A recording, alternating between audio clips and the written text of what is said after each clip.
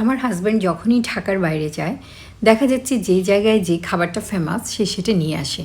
এই তো সেদিন কতগুলো মিষ্টি নিয়ে আসলো। তো আমি ভাবলাম ঠিক আছে, আমি সেটা দিয়ে একটা স্পেশাল কিছু বানিয়ে নিব যাতে করে সে মুগ্ধ হয়ে যায়। আমি তাকে যখন এটা বানিয়ে দিলাম সেটা খেয়ে এত খুশি হলো এবং আমার এত প্রশংসা করলো, বলার ভাষা নেই, আমার এত ভালো লেগেছে। প্রথমেই হাঁড়িতে 3 টেবিল চামচ পানি নিয়ে ফুটিয়ে নিব, এতে করে দুধ তলানিতে লেগে যাবে না। আমি প্যাকেট দুধগুলো ইউজ করছি, এগুলো ডিপ ফ্রিজে পলি ব্যাগে ছিল, সে কারণে উপরের দিকটায় মালাই জমে গেছে। আমি একটু হাত দিয়ে আলতো করে ঘষে নিয়েছি, হাতের গরমে মালাইটা গলে দুধের সঙ্গে মিশে গেছে। এভাবে আমি 2 লিটার দুধ দিয়ে দিচ্ছি। দুধ যেহেতু জাল করে নিব সে কারণে দুধটা আগে থেকে লিকুইড করে নিলাম না, সরাসরি হাঁড়িতে দিয়ে নেড়েচেড়ে এটাকে তরল করে নিচ্ছি। 1 কাপ চিনি দিয়ে দিয়েছি। এখানে মিষ্টি কিন্তু যথেষ্ট পরিমাণ হবে না, আমি কিছুটা কম মিষ্টি খাবো। আর যেহেতু মিষ্টি দইয়ের মধ্যে প্রচুর পরিমাণ মিষ্টি থাকবে সে কারণে চিনির পরিমাণটাও আমি কমিয়ে দিয়েছি।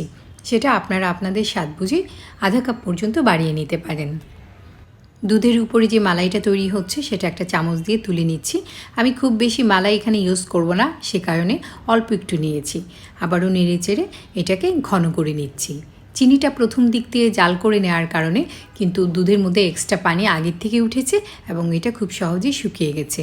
এই পর্যন্ত ঘন আমি করব, দেখে বুঝতে পাচ্ছেন খুব বেশি ঘন করলে কিন্তু দইয়ের যে টেক্সচার এটা নষ্ট হয়ে যায়। আমি এখানে কিছু গোলাপজাম মিষ্টি ব্যবহার করব, সে কারণে মিষ্টিগুলো আগে একটা ছাঁকনিতে রেখে দিয়েছি এবং এক্সট্রা যে শিরা সেটা ঝরে গেছে। মিষ্টিটা দেখে কিন্তু বোঝা যাচ্ছে মিষ্টিটা বেশ শুকনো। এবার আমি যে দই বীজটা ব্যবহার করব 4 টেবিল চামচ পরিমাণ টক দই, একটু পানি ঝরিয়ে রেখেছি। তারপর সেটা একটা মিক্সিং বোলে নিয়ে ভালো করে একটু ফেটিয়ে নিব। খুব বেশি কিন্তু দেইনি, 4 টেবিল চামচও মনে হয় হবে না। তারপর এটা একটু ভালো করে আমি ফেটিয়ে নিচ্ছি। এতে কুসুম গরম অবস্থায় দুধটা ঢেলে দিতে হবে। দুধটা যদি গরম অবস্থায় টক দইয়ের মধ্যে ঢেলে দেই তাহলে কিন্তু দুধটা আর দইয়ে পরিণত হবে না, এটা ছানা হয়ে যাবে, সেটা খেয়াল রাখতে হবে। আঙ্গুল চুবানো যায় এইরকম কুসুম গরম অবস্থায় আমি দুধটা এই দইয়ের মধ্যে ঢেলে দিলাম। তারপর খুব ভালো করে মিশিয়ে নিব। আমি খুব ভালো করে এটাকে মিশিয়ে নিচ্ছি যেন দইয়ের দানা দানা ভাব না থাকে। তারপর একটা সার্ভিং ডিশে, যেখানে আমি দইটা জমাবো সেই ডিশে মিষ্টিগুলো একটু সাজিয়ে নিচ্ছি। আমি এখানে প্রচুর পরিমাণে মিষ্টি ব্যবহার করছি। তারপর দুধটা ঢেলে দিচ্ছি, উপর থেকে কিছুটা মালাই দিয়ে দিব।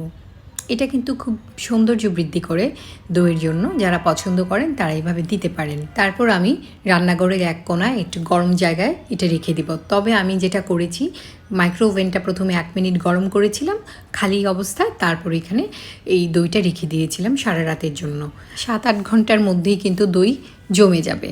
খুব সুন্দর দই জমেছে।